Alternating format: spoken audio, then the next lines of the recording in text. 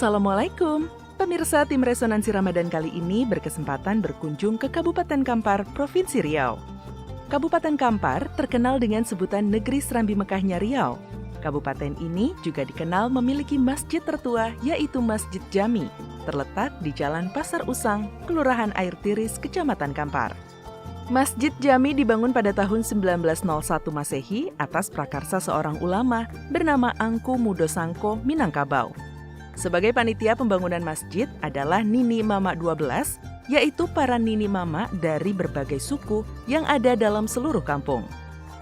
Arsitektur masjid ini menunjukkan adanya perpaduan gaya arsitektur Minangkabau, Cina dan Melayu dengan atap berbentuk gonjong rumah gadang. Keunikan masjid ini adalah bahwa seluruh bagian bangunan terbuat dari kayu tanpa menggunakan besi sedikit pun termasuk paku. Pada dinding bangunan terdapat ornamen ukiran yang mirip dengan ukiran yang terdapat di dalam masjid di Sumatera Barat. Kemudian di sebuah bak air di bagian timur Masjid Jami terdapat batu yang berbentuk kepala kerbau. Batu itu disebut keramat karena bisa pindah dari bak satu ke bak air yang lainnya.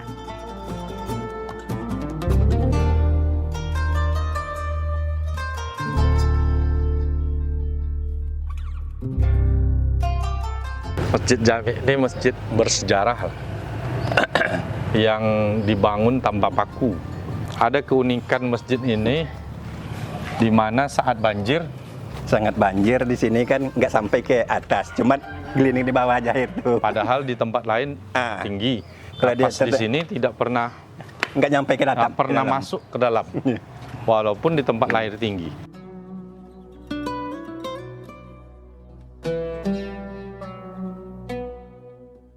Ornamennya masih asli, kayu-kayunya masih asli.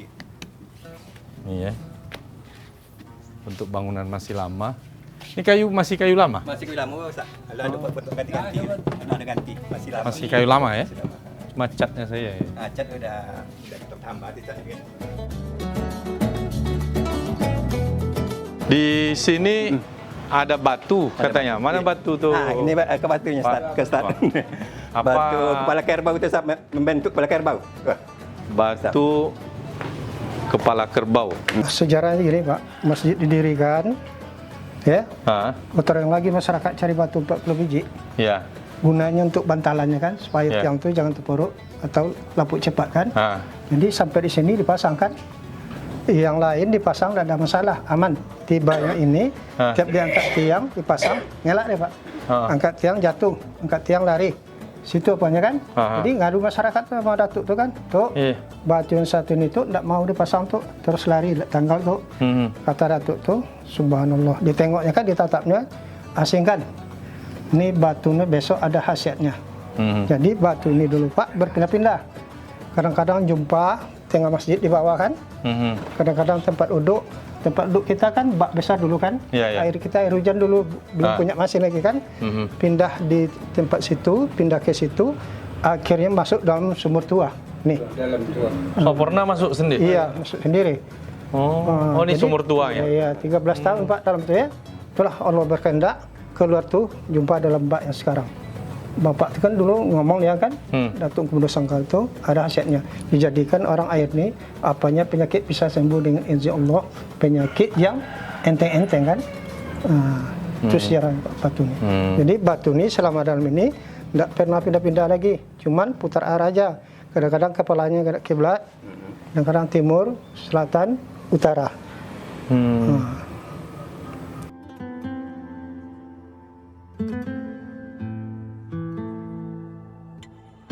Jadi waktu mau membangun ini, orang mau mencari kayu. Iya.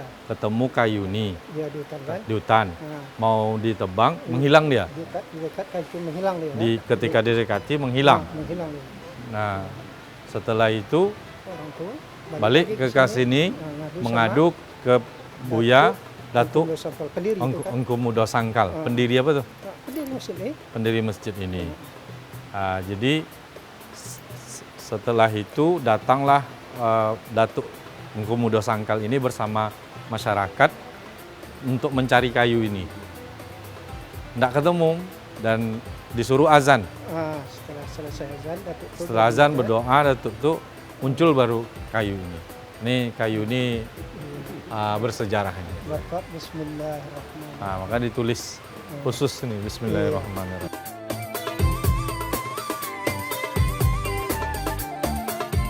Ini masjid bersejarah, punya histori yang luar biasa. Bahkan ini masjid tertua di Riau lah, di Riau bahkan 1901 ya. Dan punya sejarah keunikan yang tadi disebutkan, ada bertuah, ada keramatnya. Dan itu seluruh masyarakat yang ada di sini menyaksikan dan merasakan.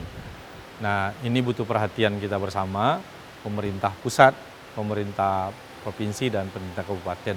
Kita coba juga agar program, kita punya namanya program desa wisata di Kementerian Desa, mudah-mudahan bisa kita anggarkan nanti di sini.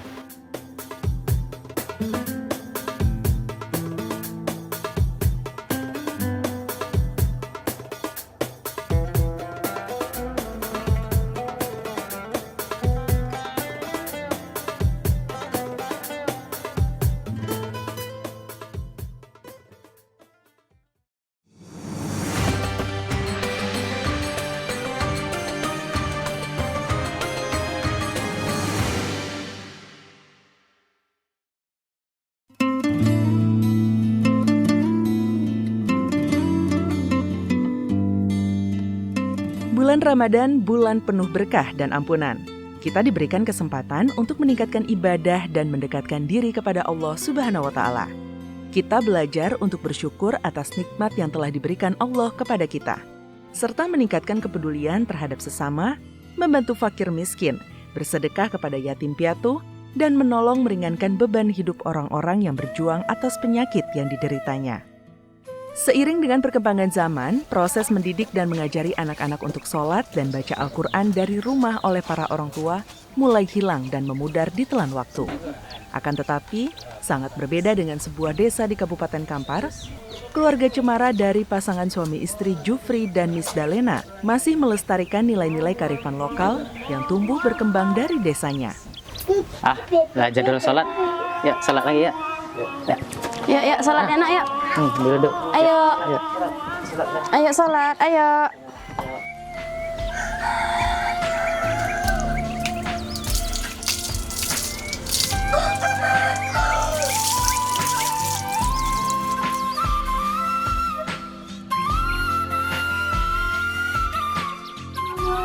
Allahu Akbar.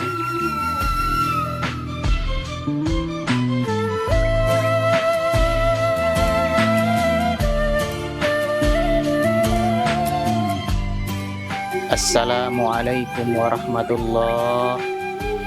Assalamualaikum warahmatullahi.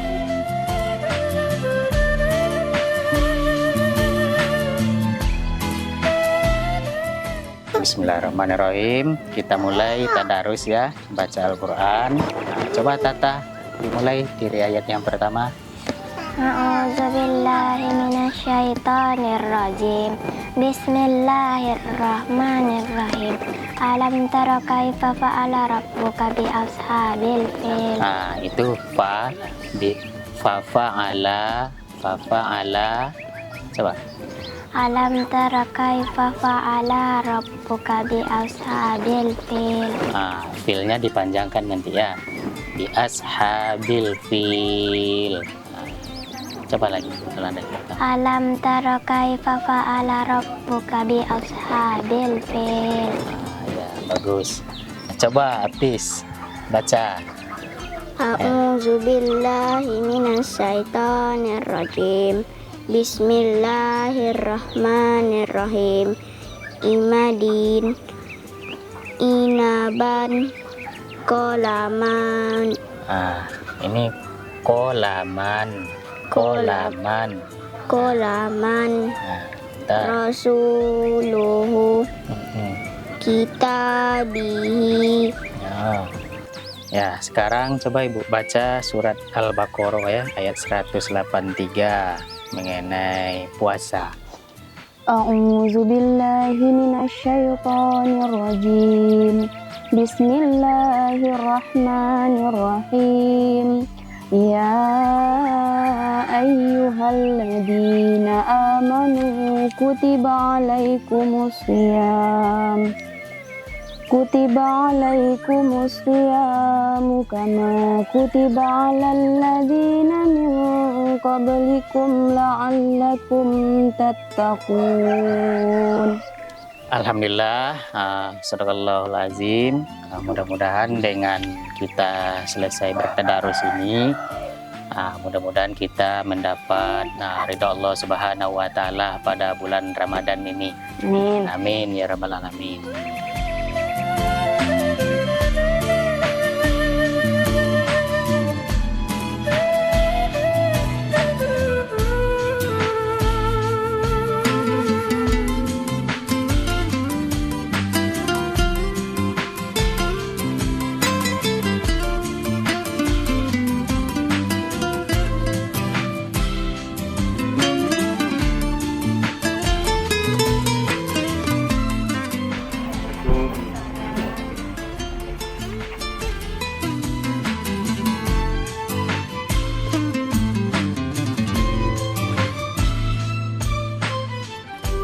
Ya awal tasu bongkah dalam dok, digusi bongkah.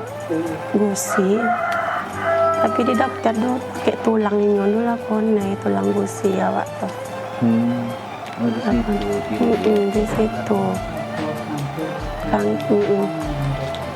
Kanker tulang belakang. Tumor gerahamnya.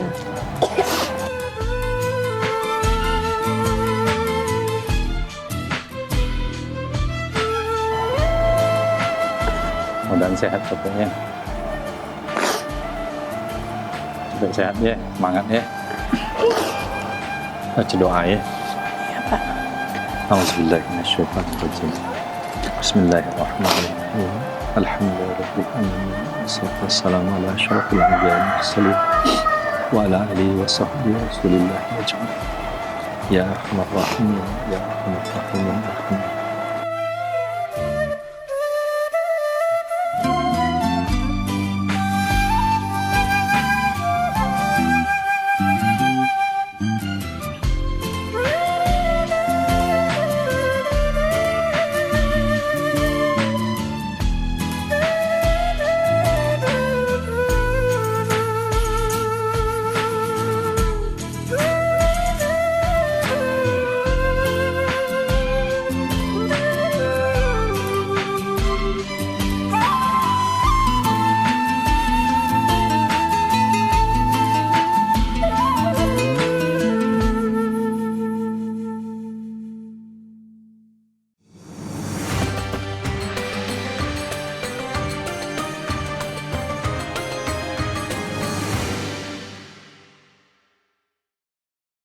Assalamualaikum warahmatullahi wabarakatuh.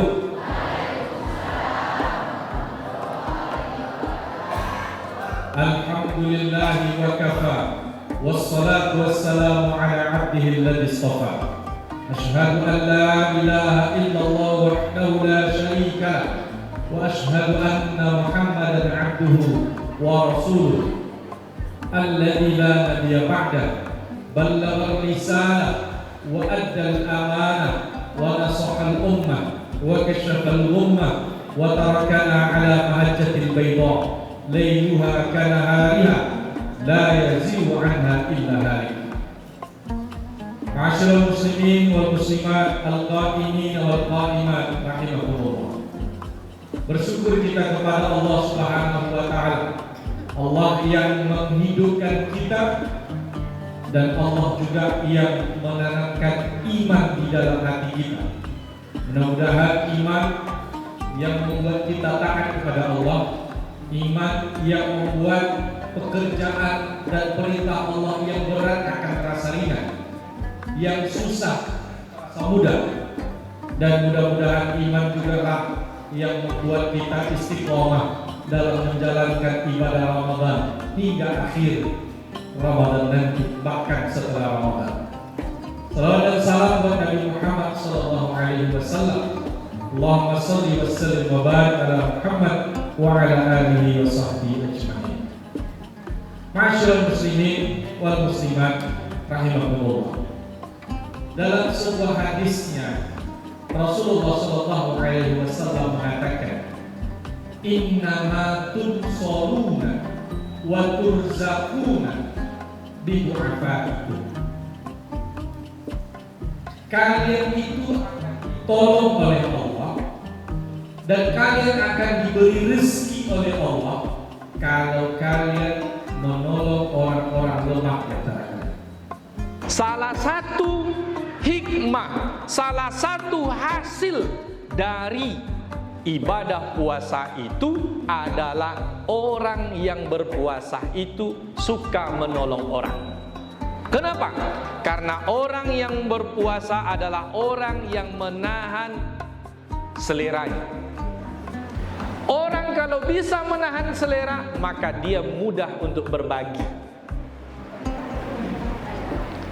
Tapi kalau orang tidak mampu menahan selera dan menahan keinginannya, maka dia susah baginya untuk berbagi. Kepada siapa yang kita berbagi? Wajibnya tentu orang tua. Yas'alunaka madza yunfikun qul ma anfaqtum min khairin falil walidain. Yang kita infakkan dari harta kita ada namanya nafkah wajib. Orang tua setelah anak dan istri itu adalah orang tua. Saya pernah ketemu orang dalam pembagian zakat fitrah, dia kaya tapi dia daftarkan ibunya sebagai penerima zakat. Aneh. Yas'alunaka madza yunfiqun qul ma anfaqtum min khairin falil walidain. Setelah anak dan istri ada namanya nafkah wajib kepada orang tua. Wal aqrabin, saudara-saudara kita wajib, apalagi laki-laki. Kita laki-laki ini berkewajiban menafkahi saudara perempuan kita, kakak atau adik atau anak-anak, wajib hukumnya. Maka istri tidak boleh marah kepada suami kalau suami memberi nafkah kepada adik perempuan atau kakak perempuan apabila tidak punya suami, kalau dia miskin. Jadi tidak ada juga alasan dia kaya sementara adiknya miskin berhak menerima zakat, tidak boleh. Nah, setelah itu semua apa kata Allah? Lil fuqara wal masakin. Kalau bukan keluarga kita, yang siapa yang harus kita bantu adalah orang fakir dan miskin. Hikmahnya apa? Allah akan menolong kita dan Allah akan memberi rezeki kepada kita.